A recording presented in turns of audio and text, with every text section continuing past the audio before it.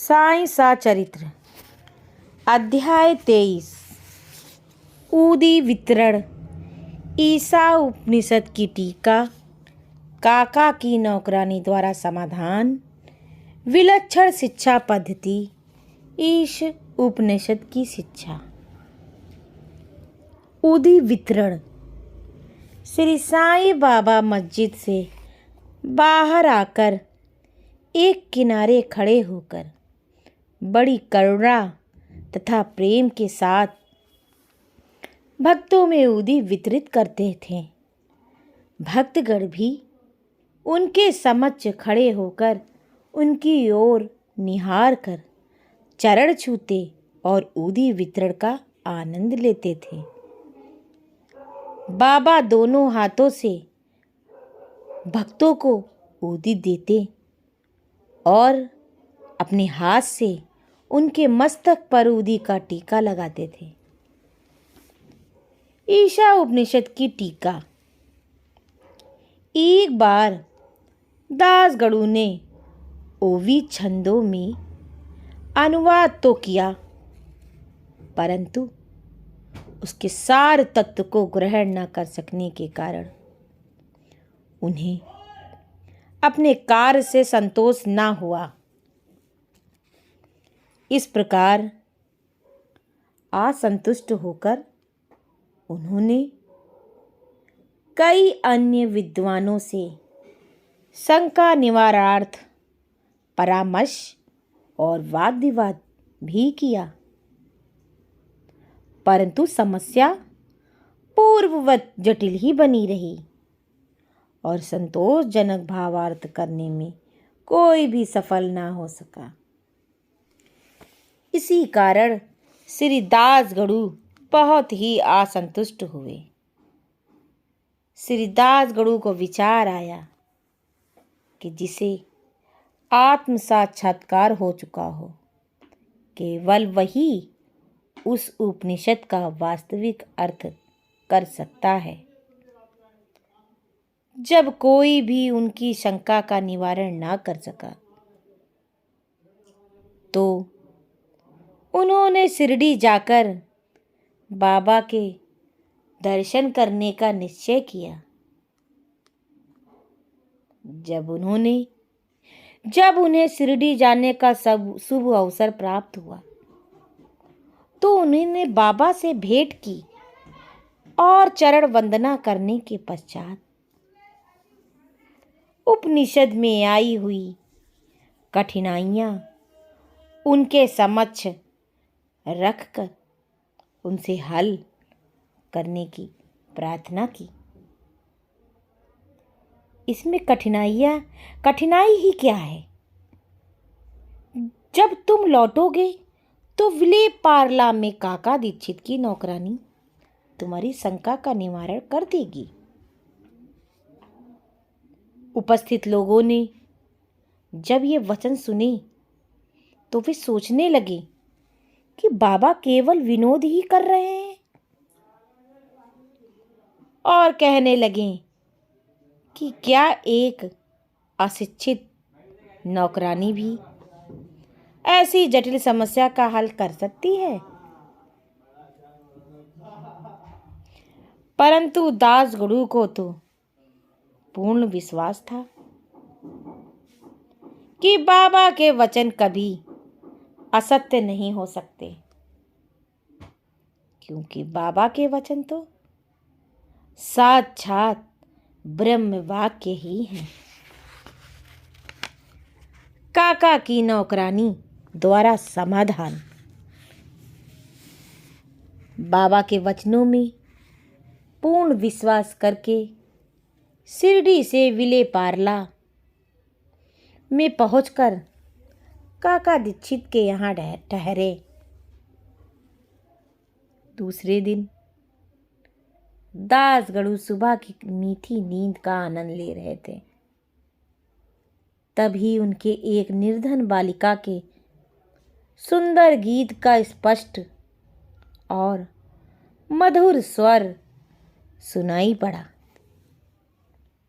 गीत का मुख्य विषय था, एक लाल रंग की साड़ी कितनी सुंदर थी। उसका जरी का आंचल कितना बढ़िया था। उसके छोर और किनारे कितने सुंदर थे, इत्यादि। उन्हें वह गीत रुचिकर प्रतीत हुआ। इस कारण उन्होंने बाहर आकर देखा कि वह गीत एक बालिका नाम्या की बहन, जो काका साहेब दीक्षित की नौकरानी है, गा रही है। बालिका बर्तन मांज रही थी और केवल एक फटे कपड़े से तन ढके हुए थी। इतनी दरिद्र परिस्थिति में भी उनकी प्रसन्न मुद्रा देखकर श्री दासगणु को दया आ गई। और दूसरे दिन दासगणु ने श्री एम वेही प्रधान से उस निर्धन बालिका को एक उत्तम साड़ी देने की प्रार्थना की। जब एम.वी. प्रधान ने उस बालिका को एक धोती का जोड़ा दिया, तब एक भूखे व्यक्ति को जैसे भाग्यवश मधुर भोजन प्राप्त होने पर प्रसन्नता होती है, वैसे ही उसकी प्रसन्नता का पारावार न रहा। दूसरे दिन उसने नई साड़ी पहनी और अत्यंत हर्षित होकर नाचने कूदने लगी एवं अन्य बालिकाओं के साथ वह फुगड़ी खेलने में मग्न रही। अगले दिन उसने नई साड़ी संभालकर संदूक में रख दी और पूर्ववत कटे फटे पुराने कपड़े पहनकर आई। फिर भी पिछले दिन के समान ही प्रसन्न दिखाई दी। यह देखकर दासगणु की दया आश्चर्य में परिणित हो गई। उनकी ऐसी धारणा थी कि निर्धन होने के कारण ही उसे फटे चिथड़े कपड़े पहनने पड़ते हैं, परंतु अब तो उसके पास नई साड़ी थी जिसे उसने संभाल कर रख लिया और फटे कपड़े पहनकर फिर आ गई और उसी गर्व और आनंद का अनुभव करती रही। उसके मुख पर दुख और सुख का अनुभव केवल मानसिक स्थिति पर है निर्भर है। इस घटना पर गूढ़ विचार करने के पश्चात वे इस निष्कर्ष पर पहुँचे कि जो कुछ पास है उसी में संतुष्ट रहना चाहिए। विलक्षण शिक्षा पद्धति। बाबा की शिक्षा पद्धति विलक्षण और अपूर्व थी। बाबा शिरडी के बाहर कभी नहीं गए, परंतु फिर भी उन्होंने किसी को मच्छिंद्रगढ़, किसी को कोल्हापुर या सोलापुर साधनाओं के लिए भेजा।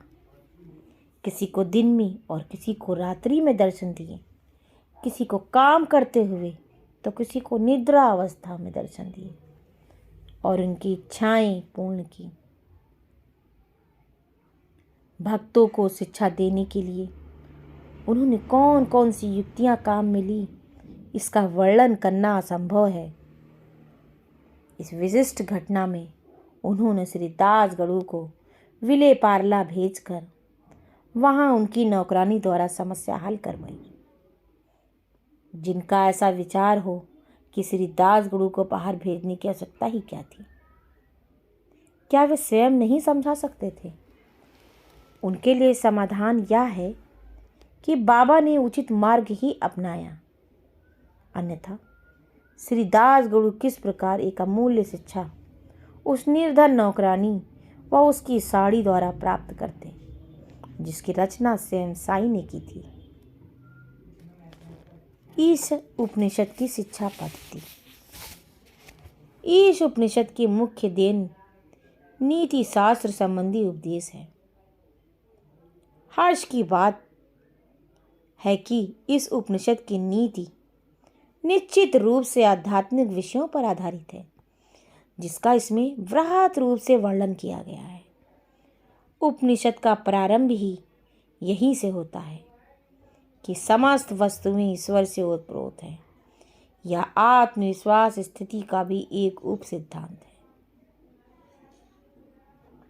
और जो नीति संबंधी उपदेश उसमें ग्रहण करने योग्य है वह यह है कि जो कुछ ईश्वर से की कृपा से प्राप्त है उसमें ही संतुष्ट रहना चाहिए और दृढ़ भावना रखनी चाहिए कि ईश्वर ही सर्वशक्तिमान है, इसलिए जो कुछ उसने दिया है वही हमारे लिए उपयुक्त है।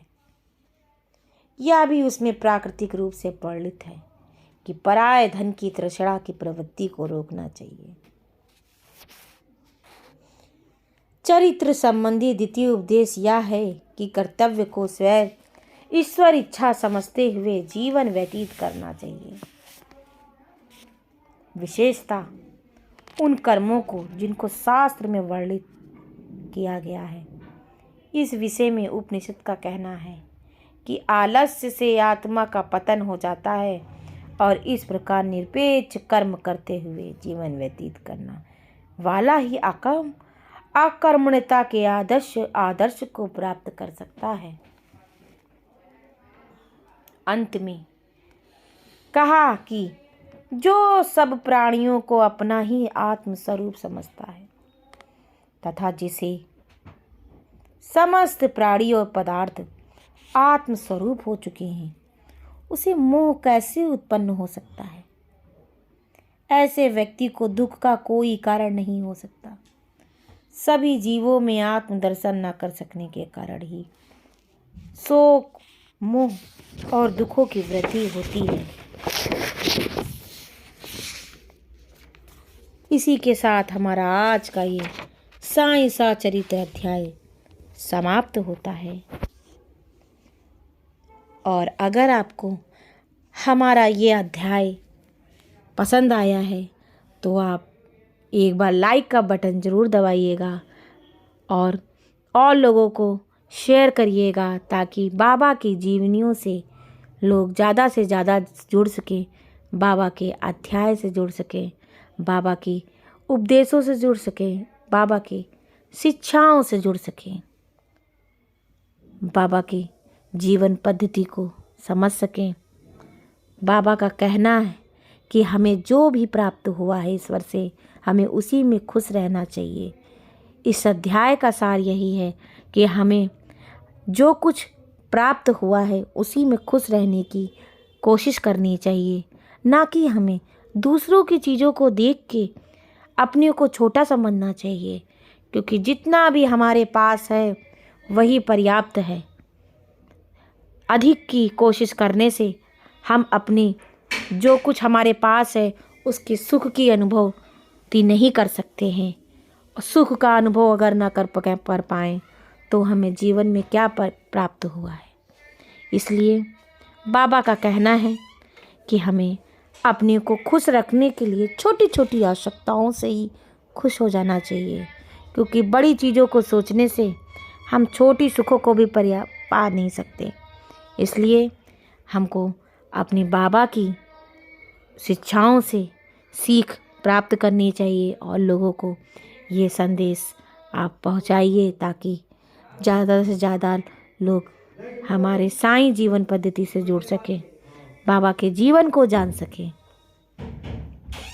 इसी के साथ हमारा आज का यह अध्याय समाप्त होता है। ओम साई राम।